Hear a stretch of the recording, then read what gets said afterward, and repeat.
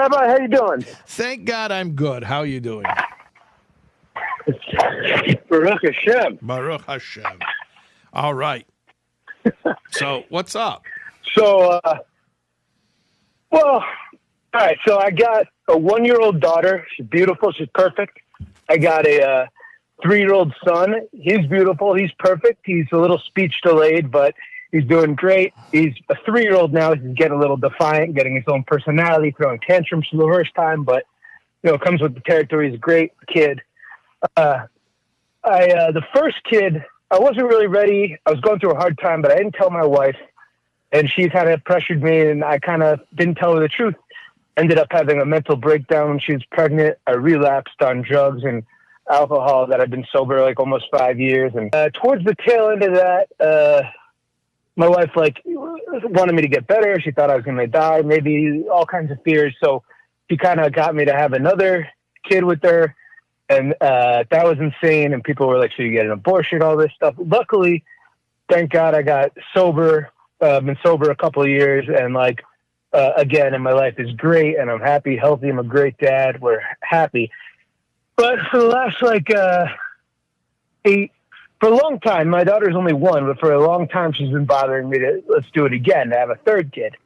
Now I'm like, whoa, we're finally okay. I'm a great dad.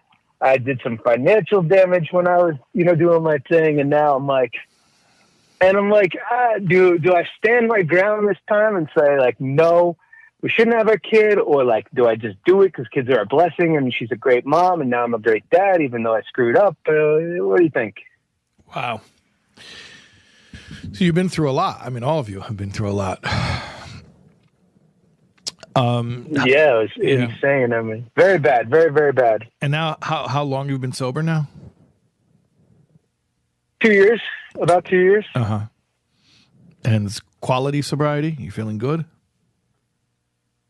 Yeah, great. I mean, I go to, meetings, 12-step program every day. I help other people with problems. I have a sponsor. I'm very active in the community.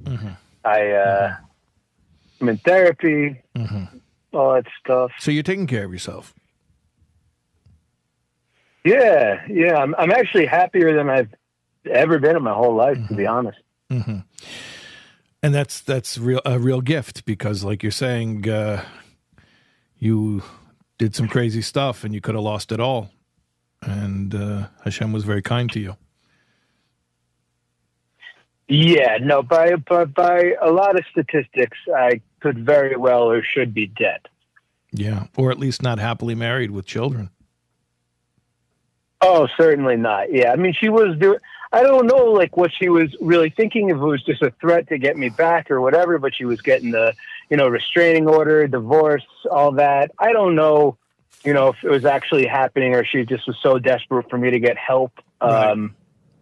But, Well, I know serious. for sure if I kept going on the path. She was probably serious. Yeah, she had no reason not to be. When you were when you were in active addiction, there's no reason not to be. So I don't think it was just a threat. I don't think it was a tactic. I think when you were in active addiction that you really probably couldn't be around. And it was, it was a safety issue. But thank God you're telling me sure. You're sober for 2 years and you're active in your sobriety and you're working daily on your sobriety. So that's beautiful. That's really wonderful to hear that. Because like you say, statistically, you're in the minority. That unfortunately, that's not the typical way that this story ends. So what's the real cause? Yeah, I've been around 5. I've been around 5 overdose deaths in less than 2 years. Friends? Friends and connections and people I used with and all that stuff. Yeah. Wow. So guys are buying from the same places you were buying and they're dead. Not necessarily, but, similar circumstances. Some yes, some no. Fentanyl overdoses, heart attacks, car accidents, murders, all that stuff. Not necessarily overdoses, but the whole lifestyle leads to various. Yeah. Mostly overdoses, but the heart attack was an overdose. So yeah, the whole lifestyle, it's all the same to me. If you're an alcoholic and you drive off a cliff, I consider that kind of like an overdose, Yeah, that's right. Okay. So at any rate, thank God you are sober today and you are actively, and I'm repeating this for the third time, actively working on your sobriety. And the reason I'm saying this so the people listening can understand the conversation that we're having is that if somebody just tells me they happen to be sober and they don't know why they're sober, then it's just luck, so to speak, and I don't know when their luck is going to run out. But when somebody tells me that they're in recovery and they know why they're sober today because they know what they did to work for that sobriety today, then I'm fairly confident when they tell me that as long as I continue doing the things that keep me sober, then by the grace of God, I will continue to be sober. And then I tend to believe people. Obviously, people have free will, and they could stop doing the things that keep them sober, in which case their odds are not very good. But you know, we could all decide to just, drive your car off a cliff, God forbid. So everyone has free will. But when somebody is in recovery and they take the recovery super seriously, then I think that should count for a lot. At any rate, so the real question is that your wife wants to have a baby? Yep, a third.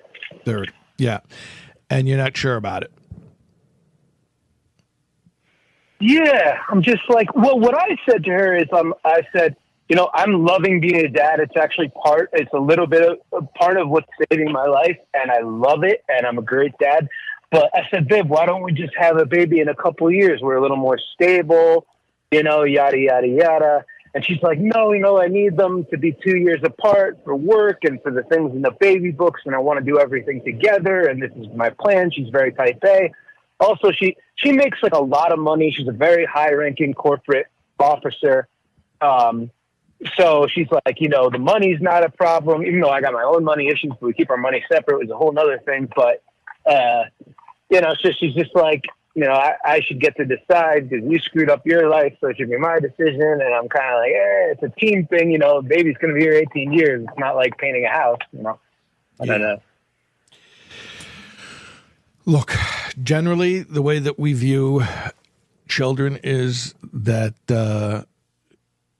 children are a blessing, and therefore, whenever God is ready to give that blessing, we should be grateful for it. There are plenty of people who want to have children, and they can't do it. They're trying everything they can, and they just aren't able to receive that blessing.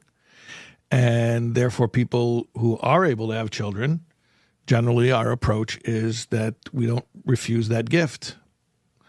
So I understand that there are extenuating circumstances. And yes, in Jewish law, the idea of birth control does exist.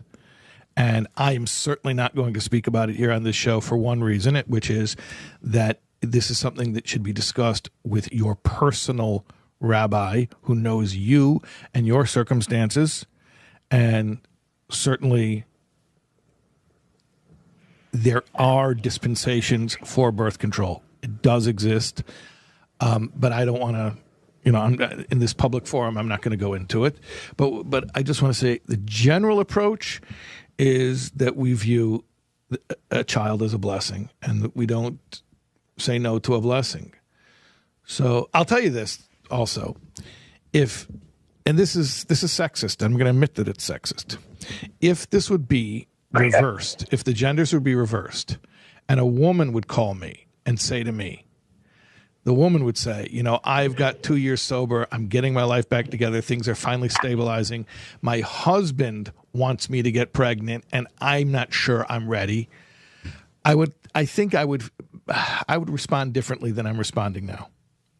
I would be like, makes sense. Understand. It makes sense, because it's like at the end of the day, she's the one who actually has to do it. Like she's the one who has to carry this pregnancy. Yeah. So, yeah.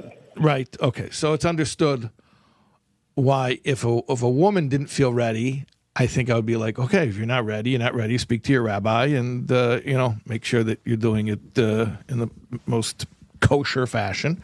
But if you're not ready, you're not ready. But when the genders are reversed and you're saying, your wife's saying she's ready and you're not sure you're ready, I'm not dismissing your feeling. I'm not saying it's unimportant, but what I'm saying is her readiness is probably more significant than your doubt. Yeah. Does that make sense?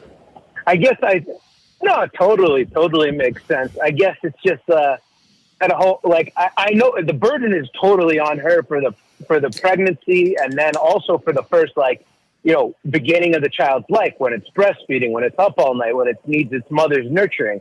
But then, I guess it's more about, I just want to be there and be a good dad. I don't want to screw any kid up. I want to be responsible, but then I look at some of my friends. I have Orthodox friends, a guy, he's got 7 kids. He's happy. His life's chaotic, but he's like, whatever, I wouldn't have it another way. I got other friends who are now sober. I got friends who kids' lives were screwed up when their parents were using. Luckily, I stopped using when my son was 14 months old. My daughter wasn't even born yet. Their kids saw them, and now, I don't know. I just, I worry. I want to do the right thing. That's all I'm trying to do. I guess a little selfish because I want to take care of myself too, but, So what you're expressing right now is really a very universal fear, which we all have. I have a parenting course. It's a 6-week online parenting course, which I offer. It's a live course, so it's not pre-recorded, so it's not like you can just go download it from somewhere right now. I do it maybe once or twice a year. Not sure when I'm going to do it again. Probably I'll do it again soon. In fact, I'll tell you what. If you email us, you have our email, so just email the office, info@soulwords.org, and remind them to get you a free enrollment to the next time we do the parenting course, because I want to give that to you as my gift. But in my parenting course, the very first class, one of the very first things that I talk about is the universal fear that we all have that we're going to mess this up and mess our kids up, God forbid, and that we just can't handle this. So what I want to tell you is that's a universal fear, not just people who are in recovery, but that's a fear that we can overcome. And we overcome it by realizing that there's a partner and that's Hashem, and that ultimately it's not about our ability because we're finite. It's about Hashem's ability, who is infinite. And it's a leap of faith, but it's not just a leap of faith to have another kid. It's even a leap of faith to have the first kid, to have any kid, to take responsibility for a human being at all is a leap of faith. And that's what I think is that maybe you need to just take that leap of faith. But again, can you send me an email and just mention the parenting course, and we'll send you, we'll make sure to get you enrolled for free the next time we run the course. Yeah, thank you, Rabbi. That's really kind of you. And definitely, I don't call my higher power Hashem. I guess I don't know what it is, but it's something. It is the same idea you're talking about. I mean, I'm in the care of something greater than myself that I don't fully understand. But that's been, one of the most important things that's gotten me sober, and so I can kind of see how that works the way with the kids, and then also it's really cool too. I got to tell you, one of the things I've enjoyed most about being a dad is not on a daily basis. I get to try to make different choices than my dad made. I mean, he beat me up pretty bad, and I've never laid a hand on either of my kids, and it's such a beautiful thing to have a different way and try to break the cycle and be sober, and so I did talk to my wife about it. I think it's kind of funny. I was like, hey, what if I talk to a rabbi? She's like, yeah, make it a religious rabbi. I'll tell you don't have the baby. Tell her she was right. Yeah. She's like, go to Chabad and talk to those people. Okay. They'll yeah, she knows how to pick them. All right, Rabbi. Yeah. Awesome. Okay. Thank you so much, Rabbi. I appreciate your time, man. Hey, and if you ever want, if you ever want anybody to, talk on some conversation about addiction and Hashem and addiction and what it's like for somebody to go from like really dark, insanity to like, that change, let me know. I'd be happy to help out. I go talk to places. I just got accepted into a master's in addiction psychology program, which is pretty cool. So amazing. Yeah, let me know. Amazing. Yeah. Where are you based geographically? Where are you? I'm in Greenwich, Connecticut, on the border of Westchester. Oh, so you're in the tri-state area. Okay. Amazing. Yeah. You're all right, Rabbi. Well, thank you so much, man. Have a great night. Absolutely. Okay, remember to send us the email, and I'll get you the coupon code to sign up for the parenting course.